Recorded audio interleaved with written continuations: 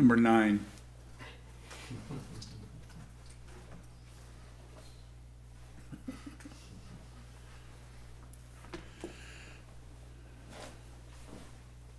Just observe, talk number 9.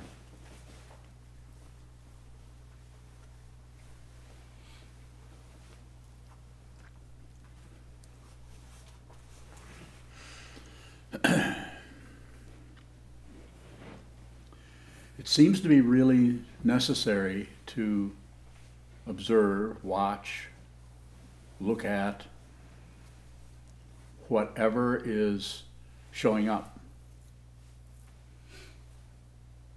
without adding anything to it, without making excuses, without covering it up, without doing anything. It takes some time to do that because whatever happens, usually we spontaneously, reactively think something else about it, or add something to it, or interpret it, or name it, or do something with it. In this area, less is better. Sit down and don't, insofar as you can, don't add. And if you do add, then observe the way you add. This is the only way you're going to be able to see the 3 marks of existence. Lakshana, I think it's called.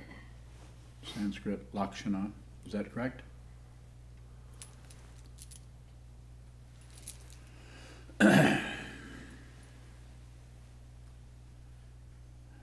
Impermanence. Impermanence, we need to actually see the impermanence. Not just, well, yeah, things don't last. Not just kind of agree with it. You actually have to see that all compounded things, anything that comes together as something, is going down. Everything. Some traditions think that's not true. Think that there's some kind of eternal essence called a soul. Anything that's coming together is going down. Buddha nature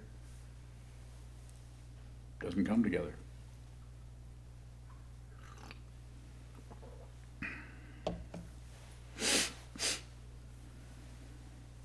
So seeing impermanence, we need to observe that in our own thought patterns. You can even say, when anything happens, positive, negative, neutral, elaborate, simplified, painful, not so painful, irritating, not so irritating, irritating but now not irritating, was irritating but now it's not irritating. Still there, but it's not irritating. There's so many elaborations, and it seems to be so necessary to see that whatever shows up as something doesn't last. You need to, if you don't look directly at it and just witness it, see it, observe it, and you add anything to it, you subtract anything from it, explain it, name it, then it tends to persist. It gets some kind of a temporary stay of execution.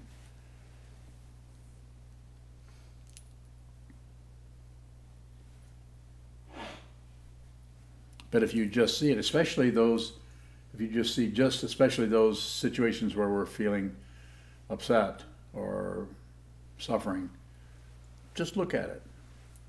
If you add anything to it, a justification or an elaboration, an explanation of why it's even happening, then it tends to, you could say it tends to think that it is something and has some kind of legs.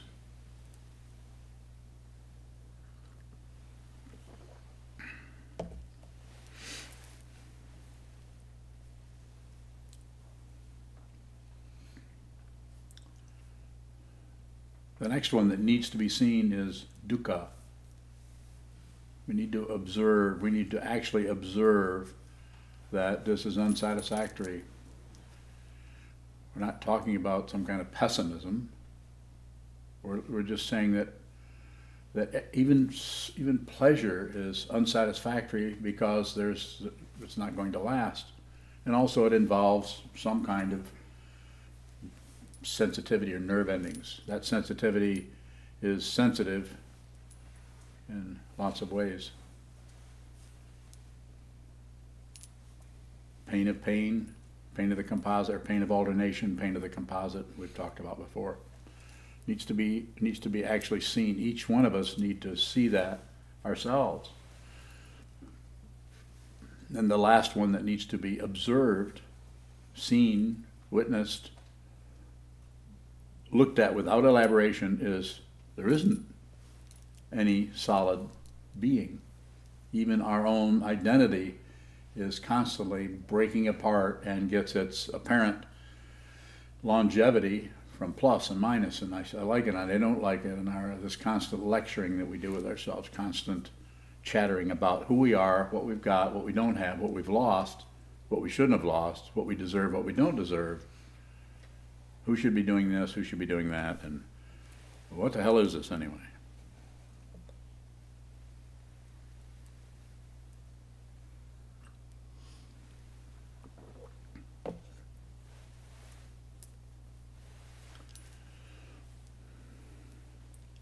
So just observe, number 9. Have I said this all before exactly the same way? Do I always give the same talk and just give it a different number?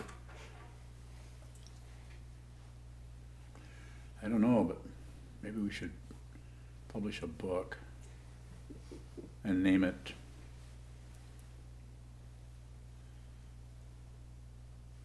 The 12 Talks. No, there's no guarantee there's going to be a 10. The only reason I do these talks is because I don't know what to talk about. I don't know what to name anything. That being said, I can always come up with something. I come in here, and if something doesn't arise, then I might ask you. It's very difficult, isn't it, to just sit down, hold still in our shikantaza, zazen, meditation, mindfulness, whatever you're calling it, anyone. Hold very still and just observe whatever is moving, thoughts, ideas, evaluations, projections, analysis, without adding something onto it. Something arises, do nothing with it. Don't push it down, don't rise it up, don't divide it, don't do anything. Michelle? When questions arise, is that adding? Sitting meditation? Could be. Is that all that arises, just like a question? Questions about what you're thinking or what's going on?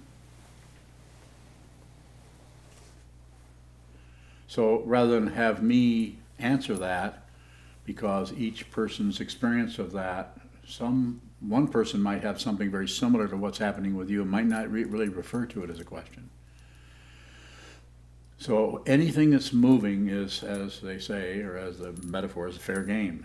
Anything that's moving is awareness can watch that, can bring your awareness or allow the awareness, or whatever words work for you.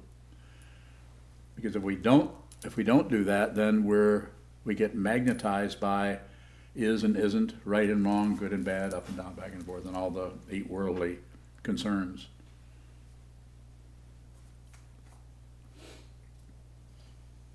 More? Michelle? Yeah.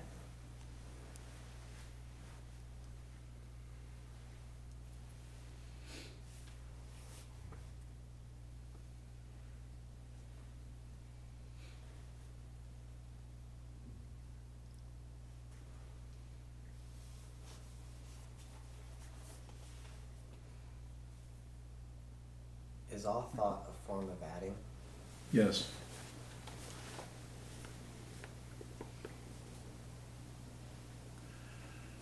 So it's interesting, an interesting area when thoughts spring out of nowhere and you're thinking something. See if you can find an adder. Not talking about the snake. You've heard of the puff adder?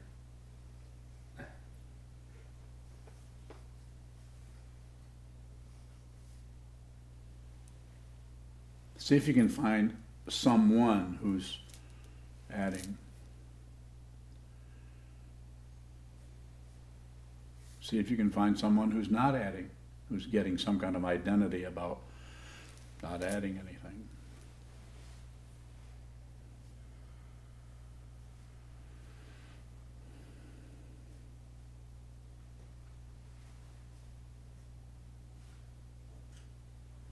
I meant to tell you that was a misunderstanding about the water. Okay. Just a misunderstanding. Yes.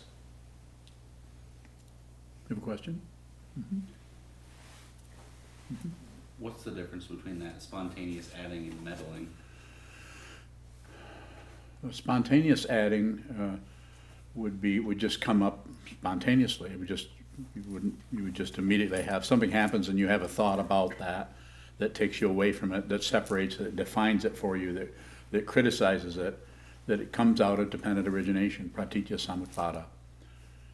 And until that will continue to occur out of your karma or karma in general, until it is seen for what it is, and that's when it starts to lose its energy. More?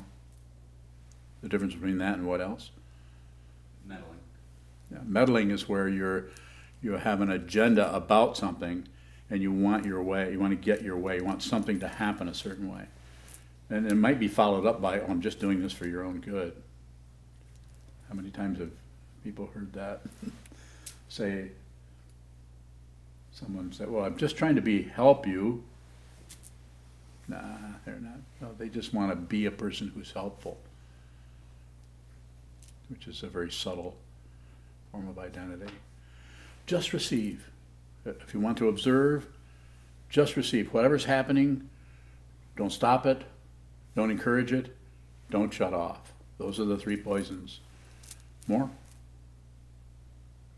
You said something about once we see that, it starts to lose its, either its fuel or it starts to calm down, or, is there an intention for us to have less thought? Maybe initially, it's the idea of looking and see if you can watch the thoughts, see what thoughts do. Some traditions actually have you follow the breath so that even the early teachings of the Buddha were about breath awareness practice, about trying to get ourselves away from that. But I don't think that's necessary to get ourselves away from thoughts. Use the thought as the object of meditation. It's an object. Following the breath is just more boring. Follow the thoughts. Think. Watch the thought. Watch what the thoughts do. Can you stop thinking? Can anyone here stop thinking? You might ask me if I can. Can you? No. I can't stop thinking. Why not? Why can't you stop thinking? There isn't anyone. There's no such thing as a thinker. If there was such thing as a thinker, then you could stop. You could just stop doing that. There isn't anyone. It's both good news and terrible news at the same time, depending on where your allegiance lies. Do you see all of your thoughts? No, I see about 58%. Do you see most of your thoughts? I don't even see them. I don't even know what they are.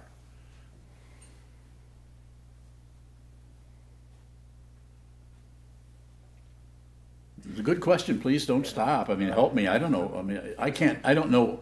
If you don't, then I can't. I'm wondering how to follow thoughts, and That's a good thing to wonder about. It's like I wonder how to ski. You know, you're in Florida on the beach in Sarasota, leaning back in a chair. I wonder how to ski. Not water ski, snow ski. Keep coming, please.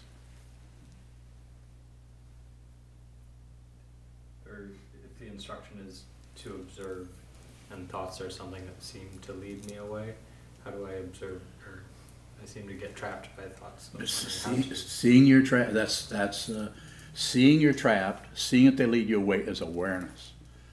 It's not something to correct. There's nothing to correct. It's only to be seen. If you see it, it can show up as, from the point of view of ego, it can show up as embarrassing, because you really realize how little say-so you have about anything, and all this time you thought you could actually do something about something. But there isn't anyone. More? Darn. I was thinking I would know what that one thing was. You didn't ask it, so I lost again. What? Is seeing that we're leaving really leaving?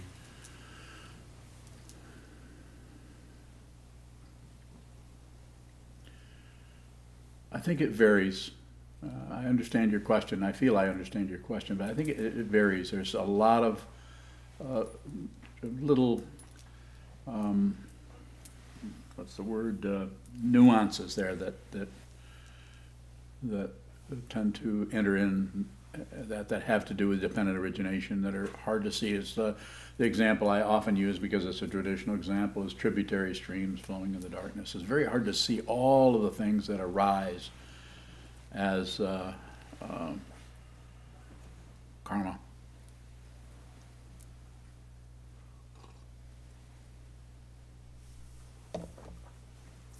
Why is awareness enough?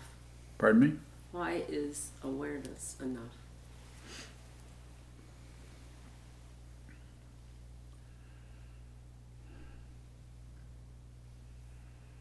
Give me a I understand what you're saying. Give me a context. You often instruct us to, we don't have to change anything, but just see Yes. how we continue to object to what arises. The awareness, just awareness. Awareness is king, awareness is queen. Yes. So the idea with just awareness being enough is because everything else is, anything that's arising is dependently arisen. And you could even say awareness is dependently arisen at some point, but it has to be at a much later point. First, we have to actually see the back and forth. I like it, I don't like it, it's good, it's bad, it's going this way, it's coming this way. You have to watch that go back and forth and see those three marks of existence. To actually see those, see impermanence, see that nothing is you can't find anything that's lasting. All has different levels, and you can't find anything that isn't discontent, that's suffering or discontent. Is very powerful. You have to sit a long time to see that. And I'm not talking about the idea of suffering, which is shows up to those who just chat about this and don't practice, as nihilism, as opposed to eternalism. But you have to actually see that this is the basic situation is difficult. It's not satisfying. Something is off somehow. Being a living being with nerve endings. And then the last one is that there isn't anyone having this experience. That the experience is having itself, you could say. So the awareness of that is enough. One just has to continue and continue and continue and keep, the way I say it, stretch the awareness. Just keep prioritizing the awareness over what arises in it. What arises in it is phenomena, and it comes up and goes away. Shows up, goes away.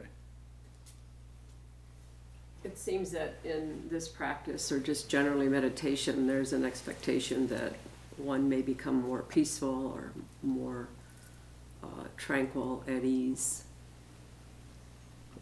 So, Yes. in seeing awareness as complete or enough, is that tranquility?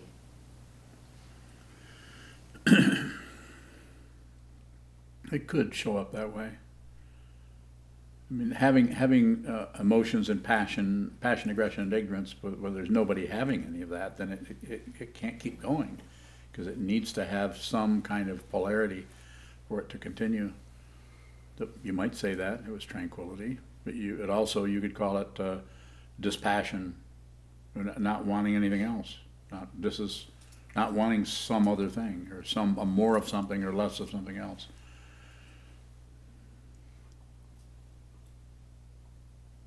Is the sense of longing different from not wanting anything else? Mm-hmm. Yeah, longing isn't really wanting something. What is it? It's not separate.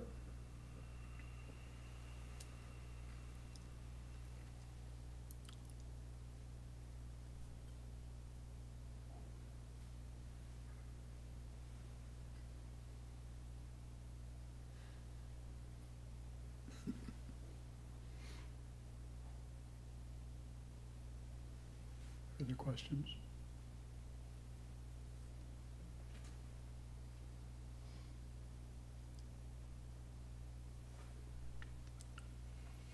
You've been talking about the 3 marks of existence, and I think a couple months ago you said sometimes they talk about a 4th mark. Mm-hmm. I was wondering if you could say something about that. So the 4th mark is the Buddha saw impermanence, aging. He saw sickness. He saw death. He saw the dissatisfaction, suffering, and the impermanence, and no self. And he also saw a monk or a wanderer or a sannyasin, and saw the first 3 and saw that this is just the way the story goes, saw that there was a way to understand what this is. That you could actually exist, be at the, not separate from all those first 3, impermanence, suffering, and egolessness, and there was such a thing called a spiritual path. So that was the 4th one that sometimes is used. A wanderer, can't think of the Sanskrit word for that. A question from Kozan out in Traverse City. She asks, you said some traditions have the idea of an enduring self. Mm-hmm. In no self, what is personal karma?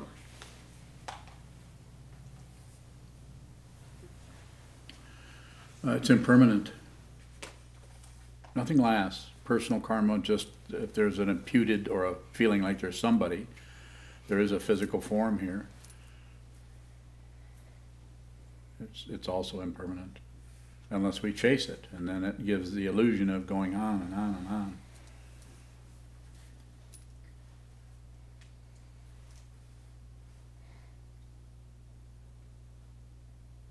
Did I answer your question? We'll see. We'll see if she gives me the thumbs up or not. Yes. Christina from Petoskey has a question. She asks, what creates faster or slower momentum of thought?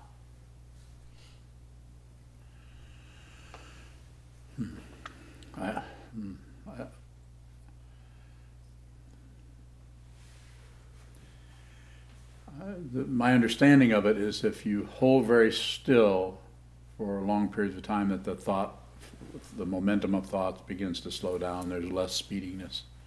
Even by doing a lot of that, even when you get off the cushion and you interact, what's called post-meditation, there's less tendency to grasp and reject and shut down. And even if that does, excuse me, even if that does happen, the fixation is less. There's less clinging to whatever you're finding. Less like believing in something and locking down on something. You might come and you might feel it. You might feel some anger, but it doesn't last very long. It kind of loses its trajectory because the sense of a solid self that's feeling a particular way, that going back and forth between me and how I feel and me and how I feel. Sometimes we even hear it in a person's language. Sometimes people will say, well, the way I was taught was, like as if that carries some kind of weight. Or I've always felt that you shouldn't do this or that. I've always felt that way. So as if that's anything other than just shoring up some kind of self-centeredness that doesn't want to be exposed as being unstable.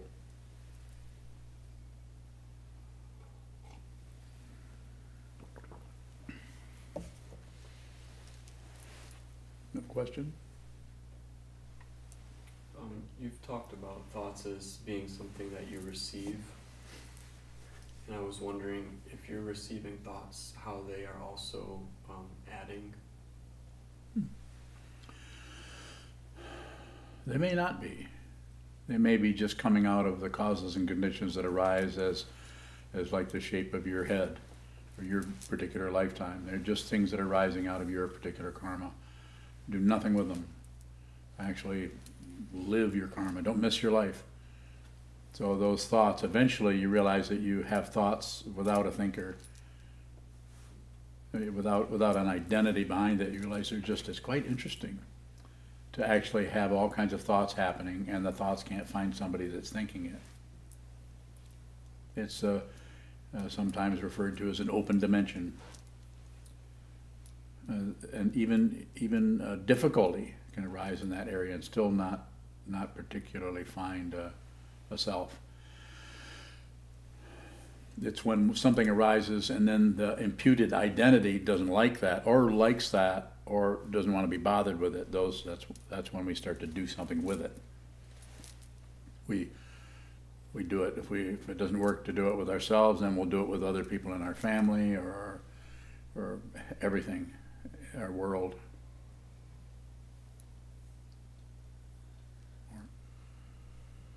Are there different types of thoughts that are received and thoughts that we impute? I think there is a difference. Is it important to know that difference?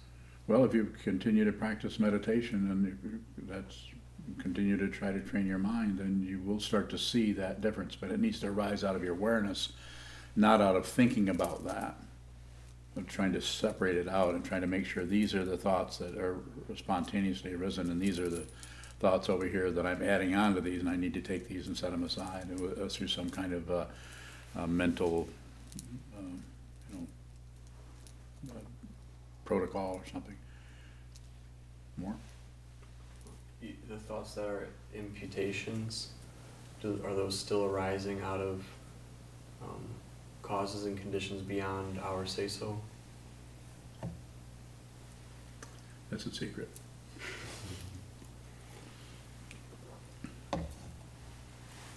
Somewhat. It gets kind of difficult to start to separate things when the fundamental teaching is not separate. So there's something that actually transcends the whole polarity while not getting rid of the polarity. So the very polarity itself is not separate from the consciousness, the awareness that understands or sees or is aware of that polarity. So there's nothing to correct. That's why the Dzogchen teachings is called the Great Perfection. Because if you see it, there's nothing to change. Which people will say, well, that's crazy. Of course, there's wars and there's people are mean and are abused. We're not ignoring that. We're just saying that the fundamental situation as it is through awareness is not seen as being separate. It has to be an individual understanding rather than some kind of group think. More? Further questions? Yoko? How does the awareness that there's no one to suffer, how does that relieve suffering, as in the Four Noble Truths? Yeah. Cessation? So my understanding of it is that the suffering comes and goes and it doesn't belong to anyone.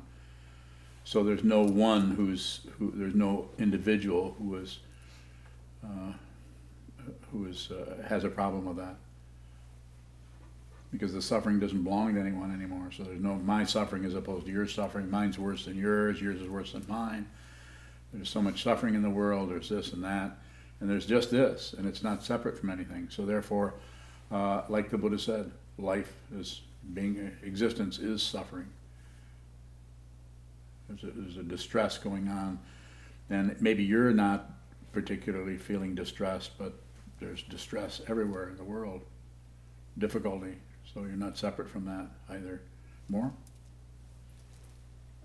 Is it the attachment then to the suffering that it ends with the no self?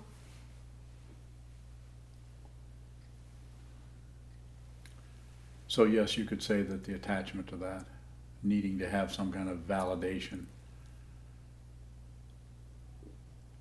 If there's just suffering, there must be somebody who's suffering.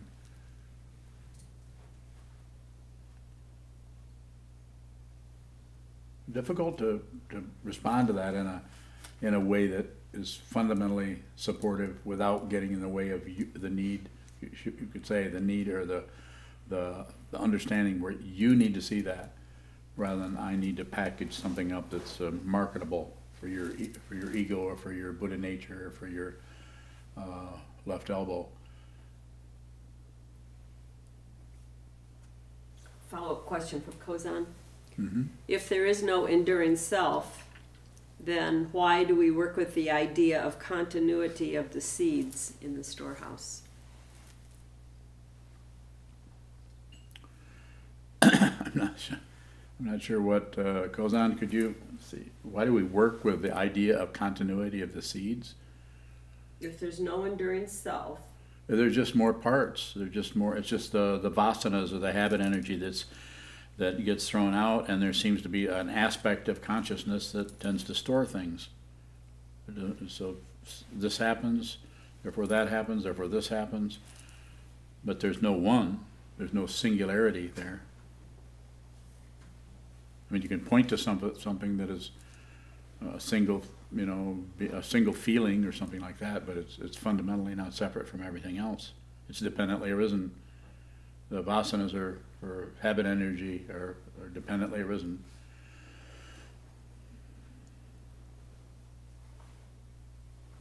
Kyun? Is polarity what feeds the storehouse consciousness? Well, it's picking and choosing, wanting this, not wanting that, and pushing and pulling and continually going around and through the three poisons, grasping, rejecting, shutting down. So if that's what you mean by polarity, good and bad, up and down, back and forth, success and failure, the 8 worldly dharmas. Is that what you're asking? Yeah. Yeah, and also is that what gives rise to a compounded thing that's impermanent? So how does it look to you? What does compounded mean?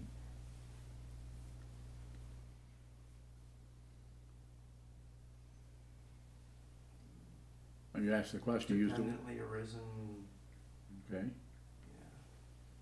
so kind of looks that way. I mean, it's just a simple way of talking about it.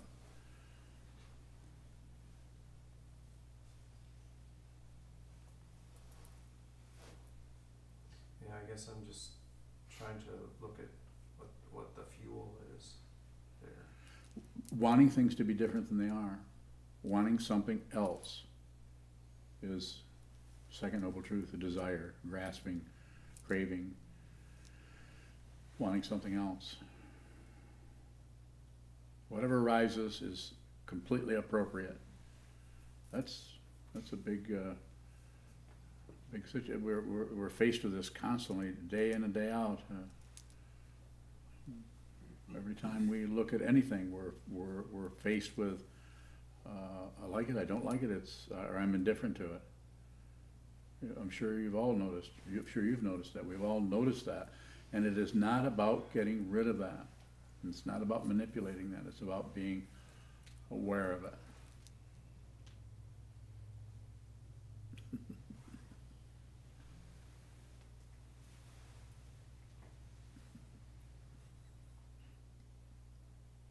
It's hard for Junshu to get away with a yawn in here. She tries, but She waits till I'm looking way over here, and then she yawns, but I see her. Yawn. Who wouldn't yawn? Further questions? Earlier, Michael asked a question about thoughts. You said to see if there's an adder. Mm-hmm. And then with Shazon's question, asking about thoughts that are just received, do we have to see if there's a receiver? Not particularly. It's just receiving. There doesn't need to be any kind of receiver quality or principle, if that's what you're asking me. If you look, there isn't anyone to receive it.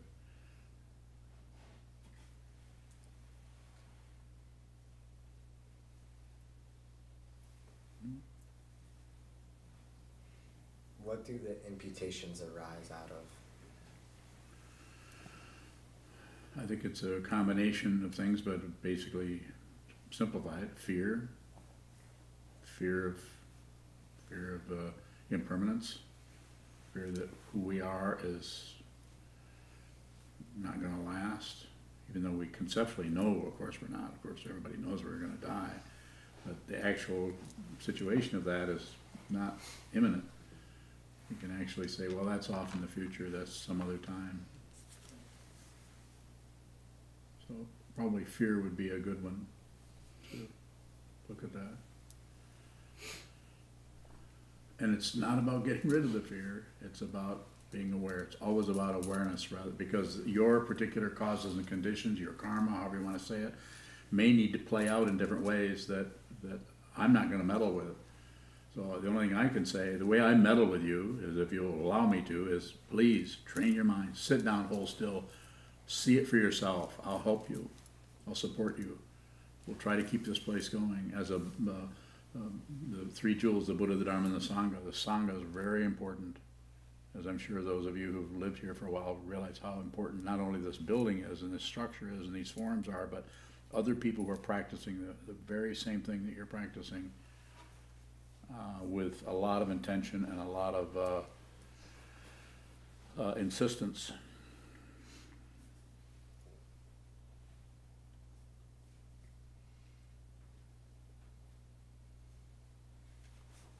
Junshu. You often say there's nothing to change or nothing to fix. Sometimes when I come into the Hojo, we talk about my practice or something, and you may make small adjustments or we'll make them together. Are those adjustments changing anything? Well, they may be, but it's the whole idea of trying to fix or get rid of something is what I'm addressing when I say there's nothing to fix.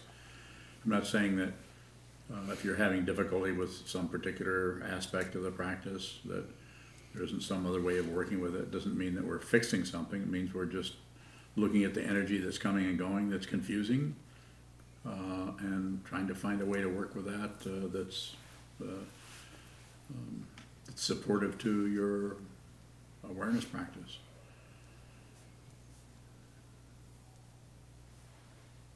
A bit more about that?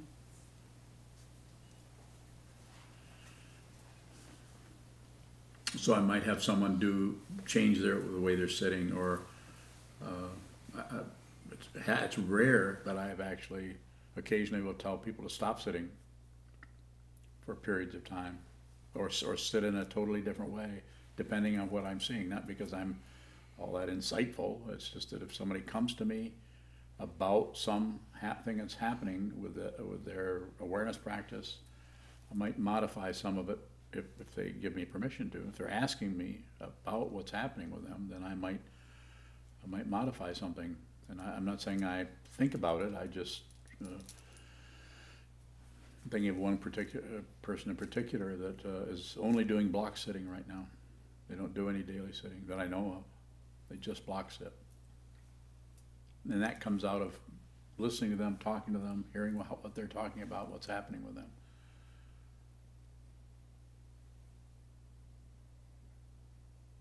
But it's not like a correction. It's like looking at the energy that's there and saying, you may need to stop doing the tango and start hip-hopping.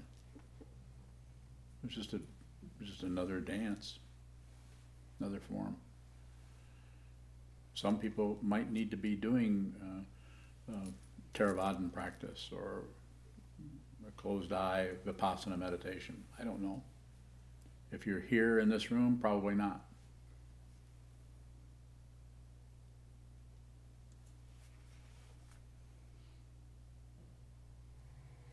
Further questions? From Jim Johnson up in Muskegon. James Johnson. Says, hello, I've been motivated in the past to try to stop bad things from happening.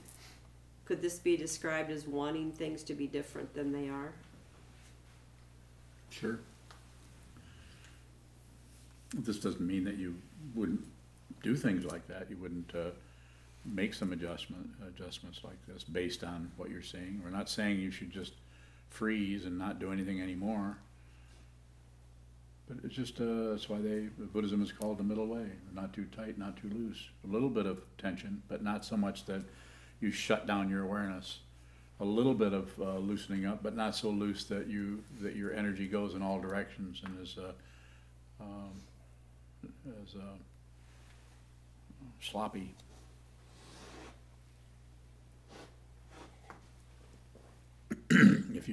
For those of us who are doing practices in here, whatever they may be, whether it's the practice that I do when I come in and to teach, this is my form. I'm watching my forms.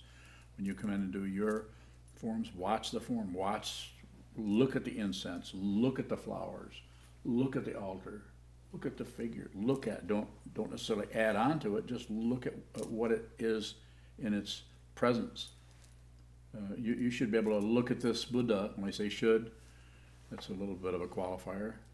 So not know what it is. To actually not always go to the name of something, but go to what is it? It's dependently arisen. So it gets its particular quality of being this as opposed to that through dependent origination. And this basically stitches together the self-centeredness. Same kind of energy it is that, yes?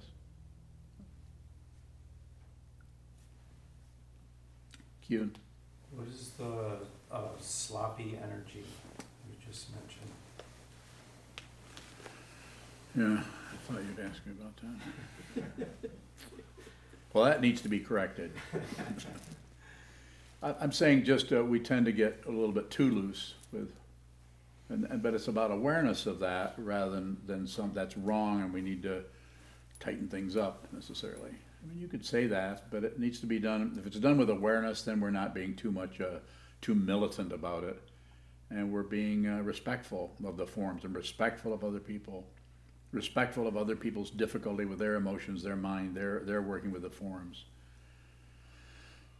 Actually, allow someone their confusion, starting with yourself. Stop giving yourself a hard time about anything. And if you do this, then you will actually allow yourself to have negative emotions without trying to fix them or stop them or shut them down. Be very generous with yourself. Allow yourself don't miss your life. Don't shut down on the very thing that the Buddha pointed out. Life is suffering. If you're on this path, then you need to do what the Buddha did. Awaken to this, so what this is. Life is suffering, it's difficult. There's no solid self in the skandhas. There's no being anywhere. And yet there's still speech, body, speech, mind. It just doesn't belong to anyone.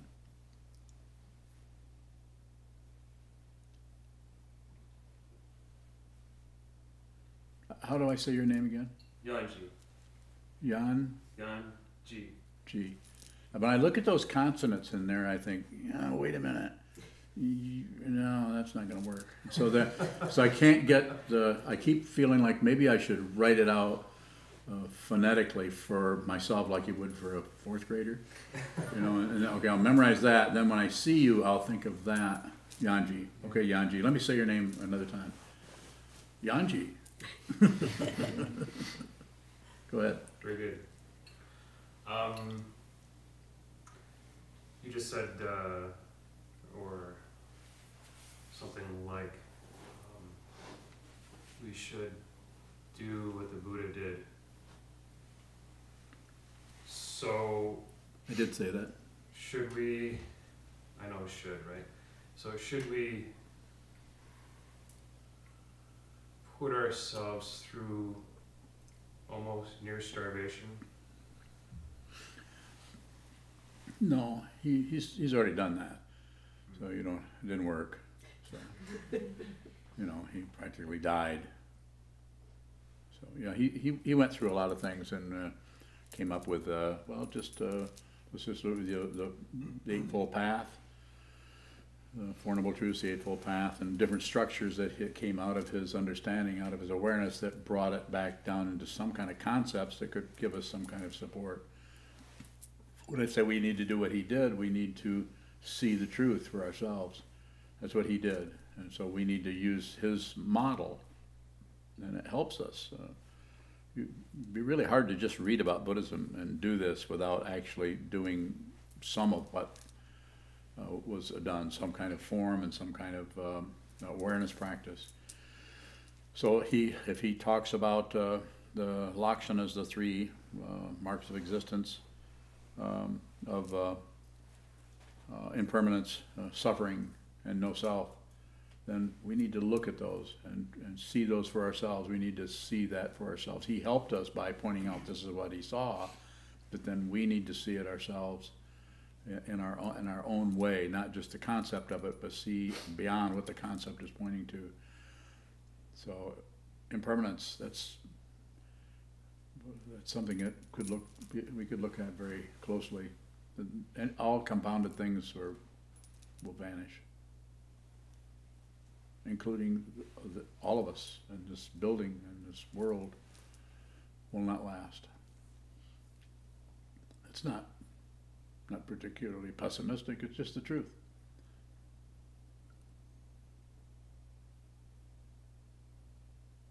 More?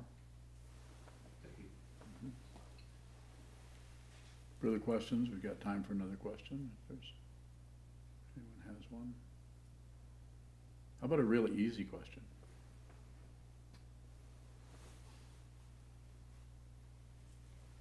What is it that does last? Change?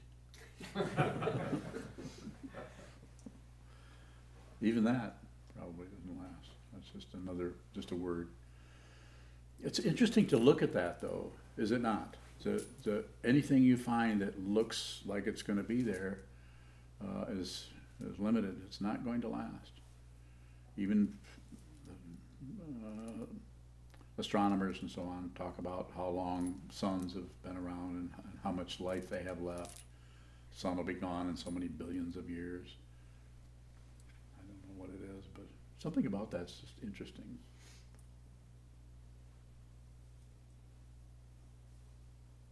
Final question? Very good, thank you.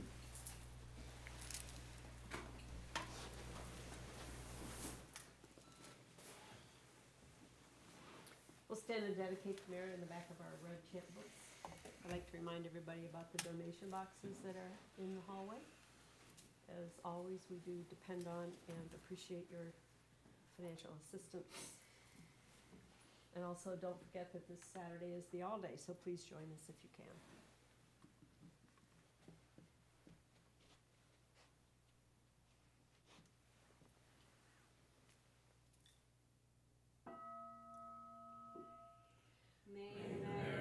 Penetrate into all places so that we and every sentient being together can realize the Buddha's way. Jio san shi shi fu